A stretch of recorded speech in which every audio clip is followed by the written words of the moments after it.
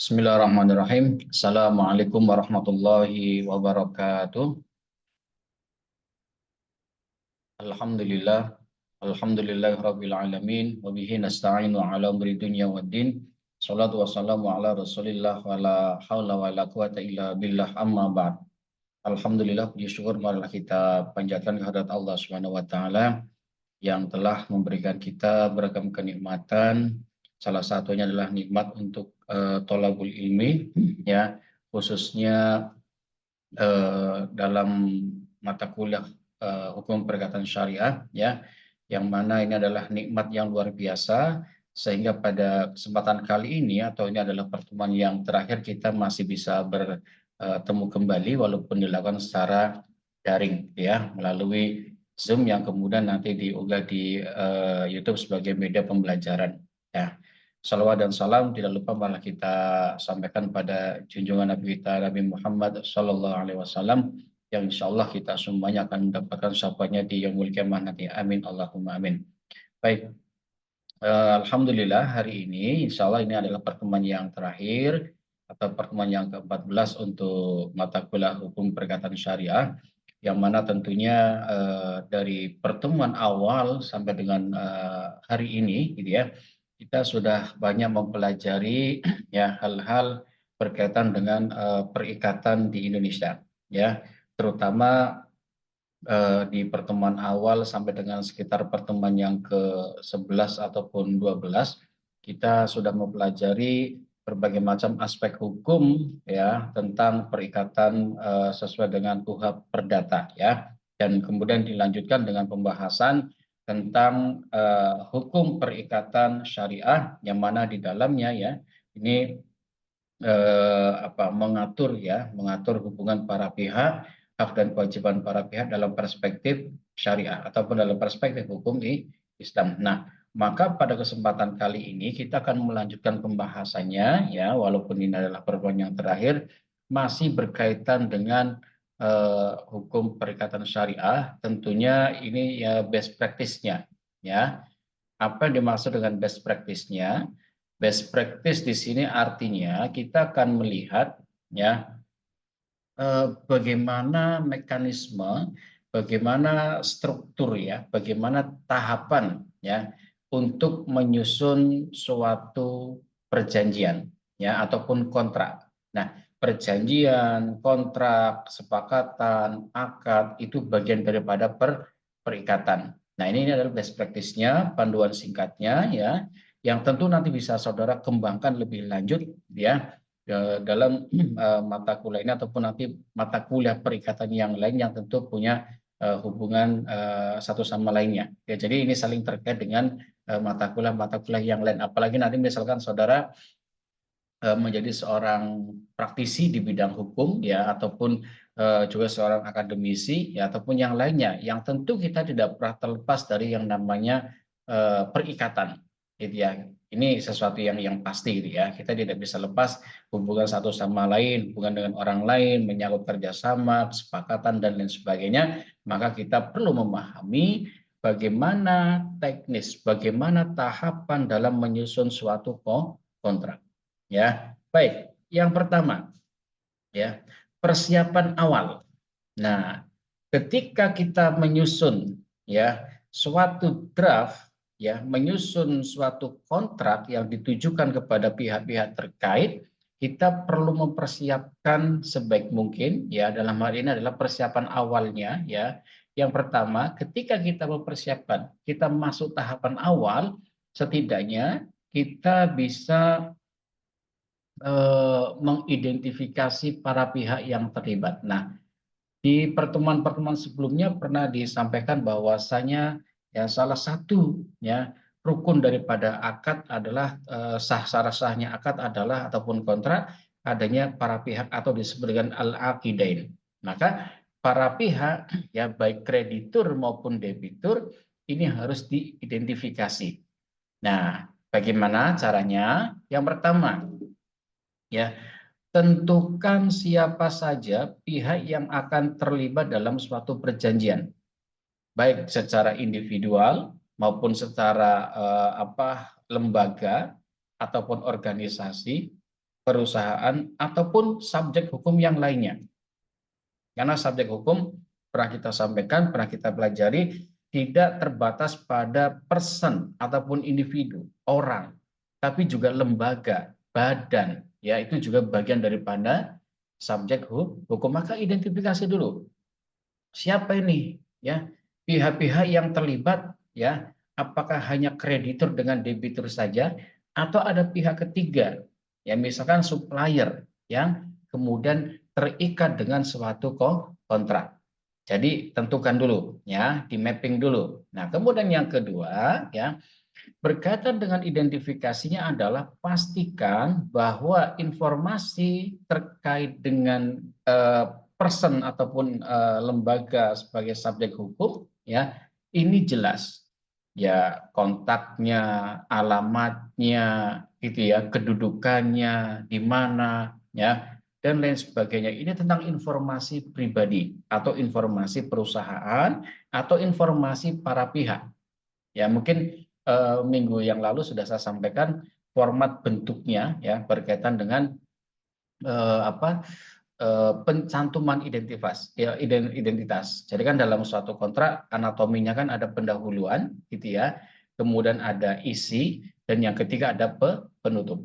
Ya, jangan lupa ada pendahuluan, ada isi, dan juga ada penutup. Maka ketiga ini, ya, dalam konteks, ya, persiapan awal, pendahuluan masuknya adalah identifikasi para pihak, kemudian juga profilnya, ya, alamatnya, usianya, nomor kontaknya, ataupun hal-hal yang berkaitan dengan subjek atau para subjek yang terikat dalam suatu kontrak, dan itu biasanya dalam pendahuluan. Nah, kemudian, ya, definisikan tujuan kontrak. Nah, ini kan di pendahuluan nih. Minggu yang lalu sudah kita bahas nih, ya. Maksud daripada kontrak ini apa toh? Gitu ya. Ini dijelaskan. Tentukan dengan jelas apa yang ingin dicapai oleh perjanjian tersebut. Maksudnya apa? Ketika kita menyusun suatu kontrak, menyusun suatu perikatan, perjanjian, tentukan, ya, maksudnya apa? Tujuan daripada kontrak ini apa? Nah, untuk menghasilkan, ya, sesuatu yang mungkin mendekati sempurna atau bahkan sempurna, maka perlu ada diskusi, ya. Diskusi dengan siapa? Dengan para pihak yang terikat. Maka memang kontrak itu hakikatnya bukan kontrak baku saja. Karena perikatan yang sifatnya baku, kontrak baku itu kan dibuat sepihak, ya, oleh salah satu pihak. Biasanya pihak pertama. Nah, tapi idealnya dalam menyusun suatu kesepakatan itu melibatkan para pihak, dan itu butuh diskusi, butuh review, butuh kesepakatan-kesepakatan untuk mencapai tujuan bersama, untuk mencapai kepentingan bersama. Ini sebaiknya dilakukan. Ya, cuma kan terkadang karena sifatnya given, ya sudah, terkadang pihak kedua tidak bisa menolak. Tapi itu tidak diharapkan. Idealnya adalah ada diskusi, ya, ada sharing dengan para pihak. Sorry, saya minum dulu. Oke, baik. Kita lanjutkan. Nah, setelah identifikasi, setelah tahapan awal, selanjutnya adalah kita memasuki tahapan yang kedua, yaitu perundingan. Apa runding itu? Musyawarah. Ya, para pihak bermusyawarah memastikan, ya, untuk kesepakatan atas hal-hal yang mau disepakati.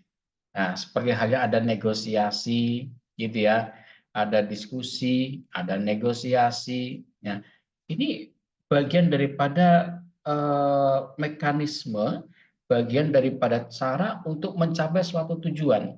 Maka perlu mendiskusikan. Bisa didiskusikan, diadakan secara pertemuan secara, kalau sekarang istilahnya secara daring, boleh, ya. Secara luring juga lebih baik. Karena ini akan membahas nasib, ya, ataupun hak dan kewajiban para pihak.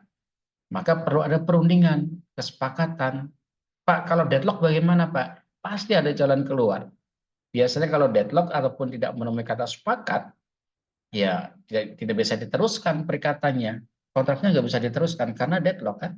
salah satu ataupun para pihak tidak sepakat atas ya rencana suatu perjanjian yang akan dilaksanakan. Ya, jadi kalau deadlock ya sudah, ya nggak bisa dilanjutkan. Baik, berikutnya ya. Setelah ada diskusi dan juga negosiasi, perlu ada penilaian kebutuhan.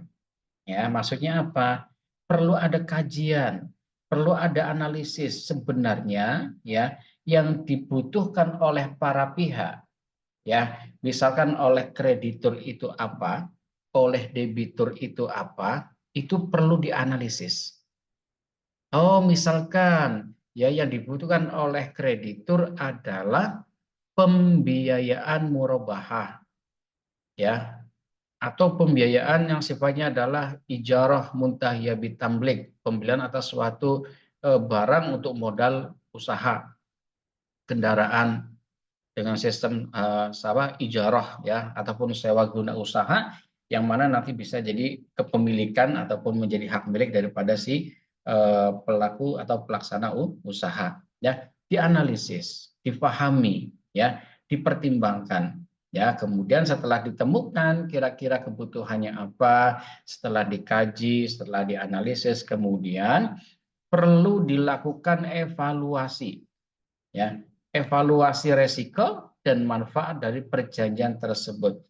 Sebenarnya begini ya, terkait dengan suatu perjanjian ya, suatu kesepakatan gitu ya, itu kan tidak lantas kemudian begitu diterima oleh para pihak ya terus berjalan begitu saja, tidak. Alangkah baiknya perlu ada evaluasi ya, apalagi di awal-awal penyusunan gitu kan. Apalagi di awal-awal penyusunan perlu ada evaluasi, kira-kira kalau begini resikonya apa? Kira-kira kalau begitu resikonya bagaimana? Apa yang akan terjadi? Mendatangkan manfaat atau justru mendatangkan mudarat? Maka itu penting, itu perlu dikaji, perlu dianalisis ya dari berbagai macam aspek. Ya, karena ini akan mendatangkan hak dan kewajiban gitu ya. Jadi di tahap awal harus jelas identifikasi para pihak, maksud dan tujuannya, kemudian lakukan perundingan, menghadirkan para pihak, ya kira-kira maksud dan tujuannya apa, gitu ya. Kemudian resikonya bagaimana, manfaatnya seperti apa, kebutuhannya apa. Ya ini yang kedua. Nah, sedangkan yang ketiga berkaitan dengan mekanisme penyusunan ya suatu kontrak, suatu kesepakatan ya, maka kita mulai menulis ya. Jangan lupa yang ditulis adalah bukan kontrak yang sudah jadi, tetapi sifatnya adalah draft dulu. Ngedraft gitu ya. Ngedraft dulu, dibuat reng-rengan dulu lah, semacam apa ya, dummy lah ya, dummy ataupun draft kontraknya, yang mana di dalamnya ini mengatur tentang mekanisme penyusunan dokumen. Ya, buat dulu draft kontraknya yang mencakup semua syarat dan ketentuan yang telah disepakati. Kan tadi diskusi tuh, ya, subjek hukumnya sudah ketemu, kemudian diskusi maksud dan tujuan yang ingin dicapai apa, keuntungannya apa, kerugiannya apa. Kalau sudah ketemu diskusi, baru mulai mengetik, mulai menulis gitu ya, mulai mengetik, mulai menulis dalam bentuk draft. Judulnya juga draft ya, karena belum belum disepakati, karena masih draft ya, dari aspek bahasanya, dari aspek metode penulisannya ya, ataupun yang lebih penting adalah dari segi apa, substansi daripada isi kontraknya. Baik, saya minum dulu.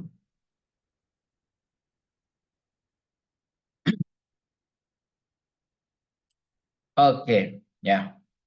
Kemudian ya, setelah draft disusun gitu ya, daminya disusun, rencananya disusun, ditulis, diketik, sertakan definisi yang jelas untuk istilah-istilah yang digunakan. Misalkan ini berkaitan dengan murabahah, tuangkan, tuliskan murabahah adalah apa, berkaitan dengan musyarakah, jelaskan musyarakah itu apa, ijarah, dan istilah-istilah yang asing, istilah-istilah yang membutuhkan pemahaman di dalam suatu kontrak perlu dijelaskan. gitu ya.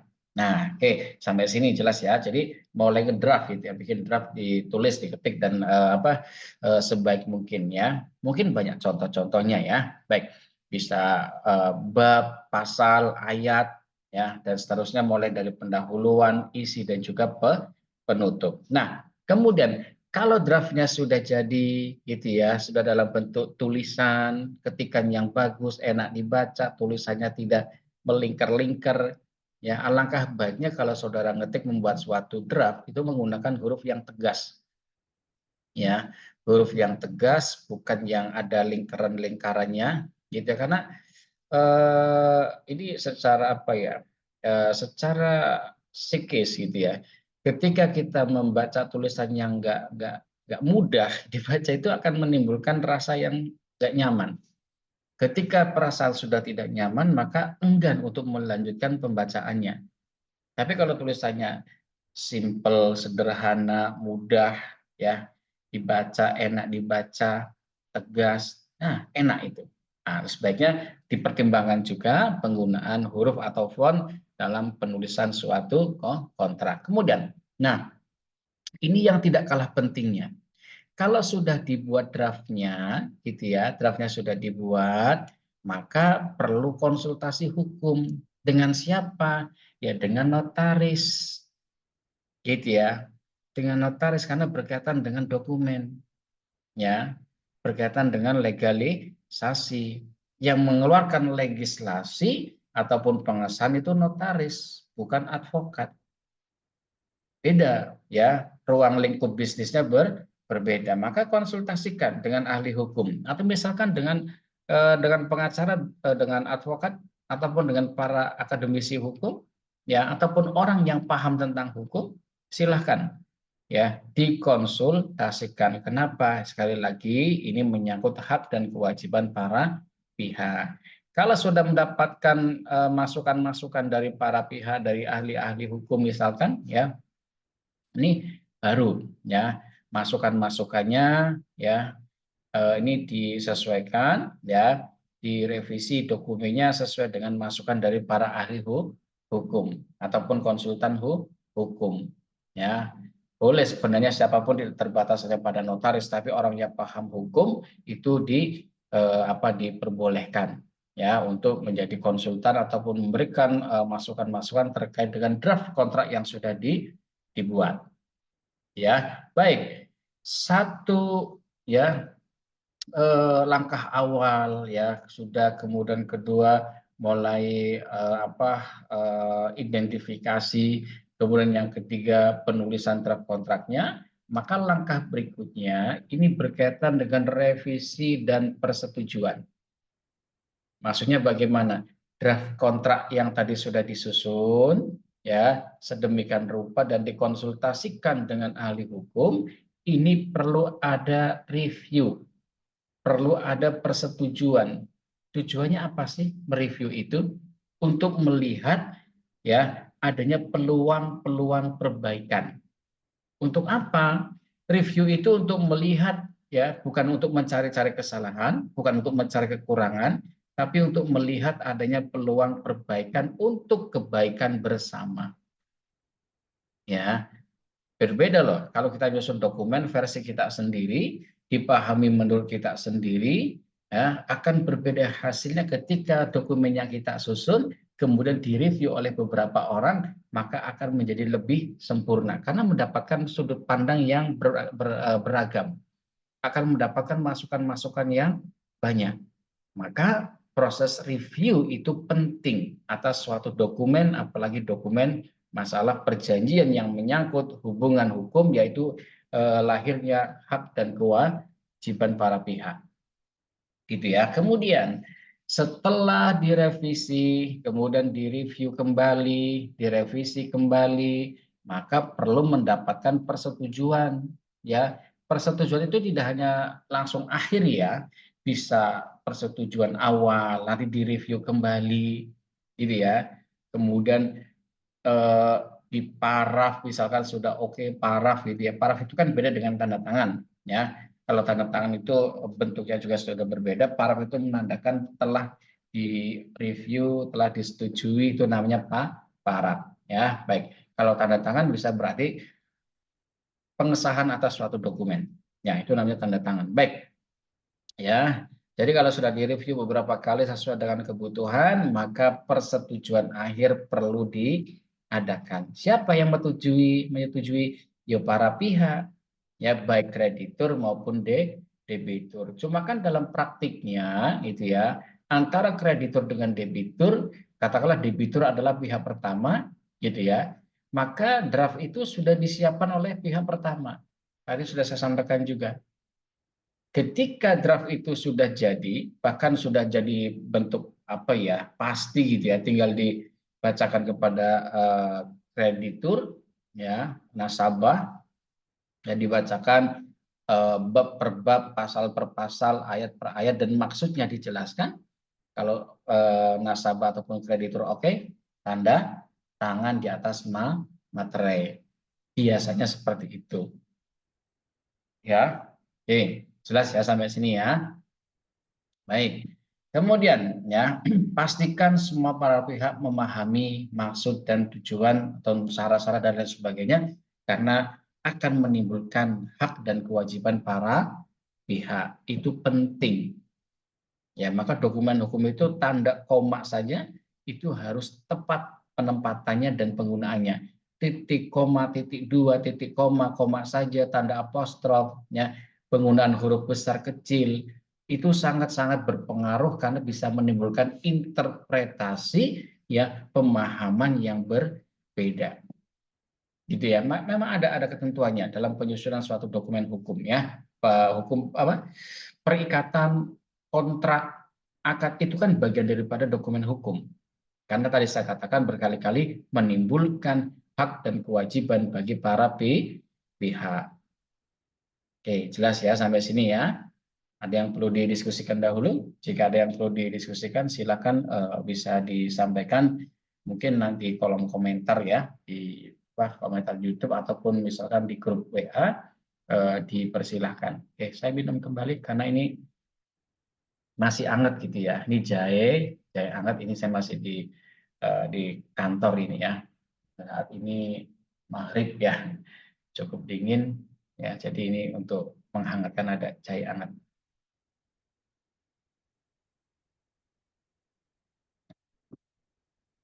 Oke. Oke, kita lanjutkan kembali ya pembahasannya. Nah, yang kelima, penandatanganan kontrak oleh para pihak. Ini juga menjadi sesuatu yang jangan sampai tertinggal. Ya, minggu yang lalu sudah saya sampaikan, penandatanganan itu letaknya gitu ya, pihak pertama biasanya sebelah kanan dari mata saya, ya, pihak kedua di sebelah kiri mata saya. Jadi penempatannya ada, gitu ya. Nah, sebelum ditandatangani, gitu ya, perlu ada namanya paraf ataupun notarisasi, gitu ya. Jadi perlu dilakukan semacam apa ya? Mungkin kalau notaris itu dirasa perlu ya boleh. Tapi kalau enggak cukup para pihak saja. Dan jangan lupa tanda tangan itu bukan hanya kedua belah pihak yaitu para kreditur dan debitur saja. Jangan lupa di sini ada saksi.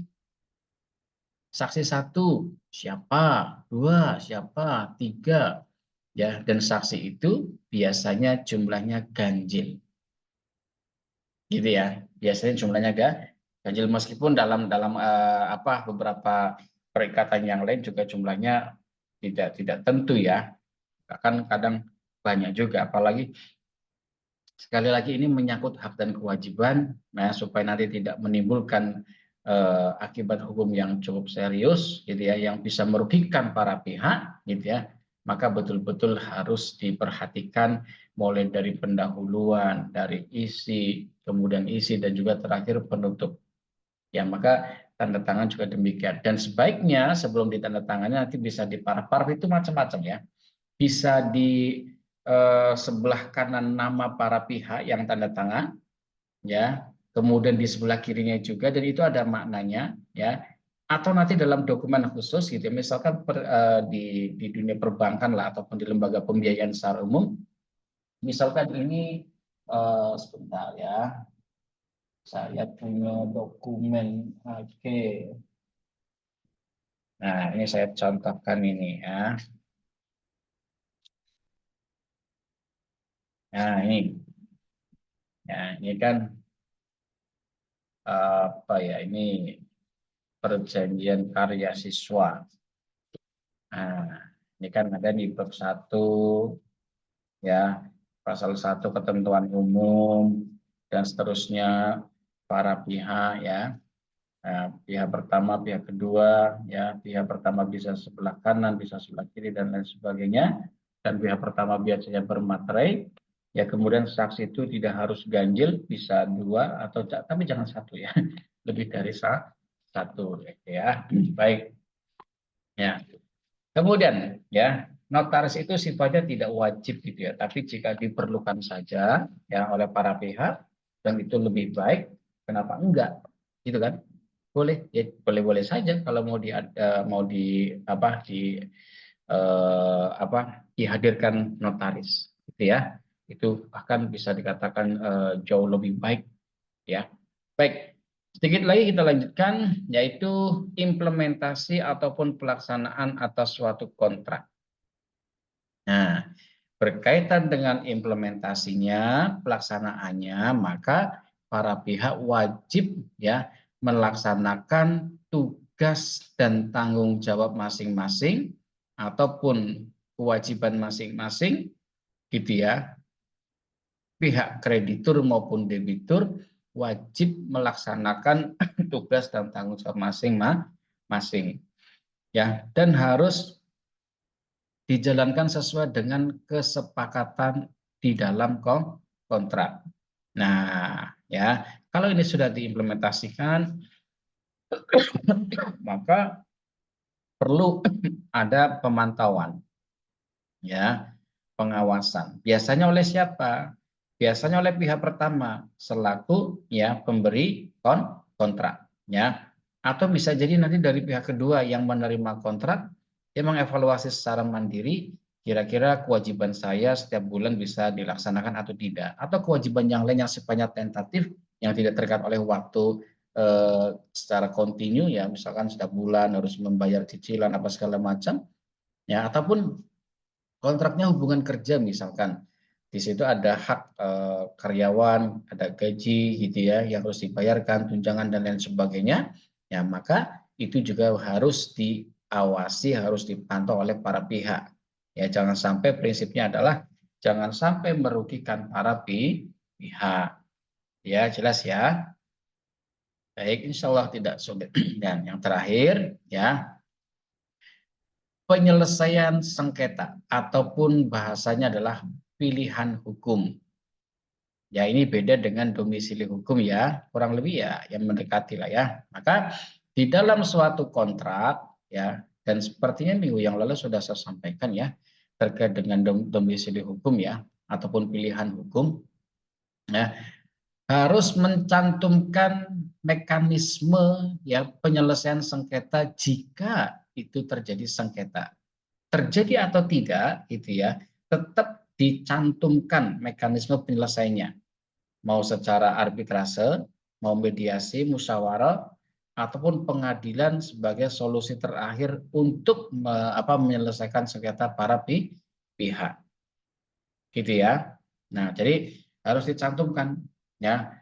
Dan dalam kontrak memang ketika dalam suatu kontrak ya, alangkah lebih baiknya ketika terjadi perselisihan ya bisa diselesaikan secara musyawarah mufakat ya, jangan sampai langsung ke pengadilan. Tapi kalau memang tidak ada kesepakatan ya, mediasi nggak berhasil ya, kemudian arbitrase gagal ya, ya sudah, satu-satunya jalan adalah melalui pengadilan ya. Nah, arbitrase bagaimana itu pun juga dicantumkan ya, prinsipnya baik mediasi ataupun tahkim gitu ya, ataupun islah gitu ya. Ini kan islah nih ya, kemudian ini kan tahkim, dia menunjuk wasit juru damai ya.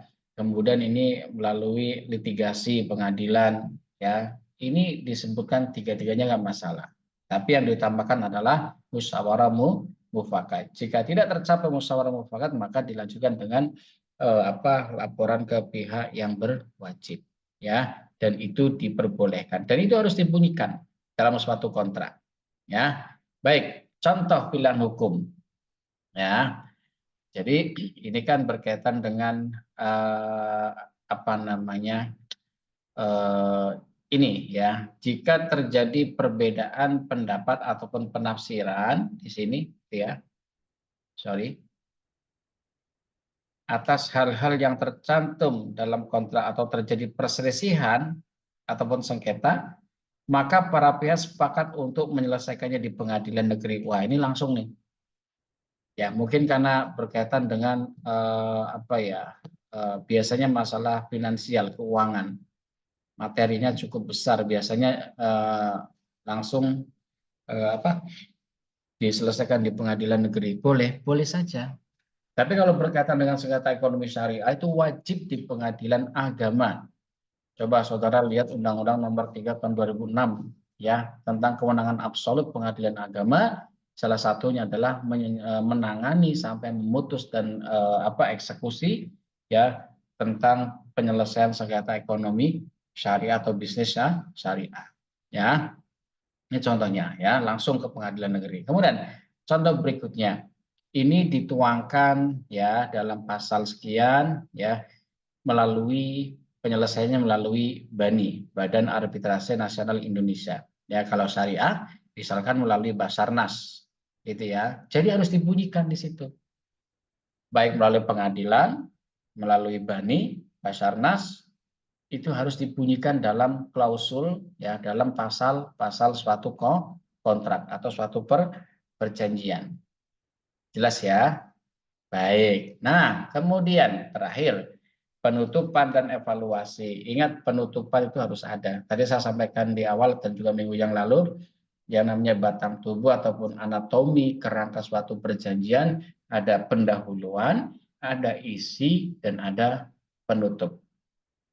Ya, nah, prinsipnya adalah penutupan itu ketika apa ya kontrak itu sudah disepakati semuanya, dijalankan oleh para pihak dengan semestinya, tidak ada wan prestasi, tidak ada ingkar janji, ya sudah, ya, dan masanya juga sudah selesai, waktunya sudah selesai, ya udah, tinggal ini saja kan, tinggal diakhiri saja, ya, karena sudah selesai semuanya, gitu kan, diakhiri perjanjiannya, ya, karena waktunya sudah habis, gitu ya, termasuk juga hak dan kewajiban para pihak sudah diselesaikan, ya sudah, dengan sendirinya kontrak itu berakhir.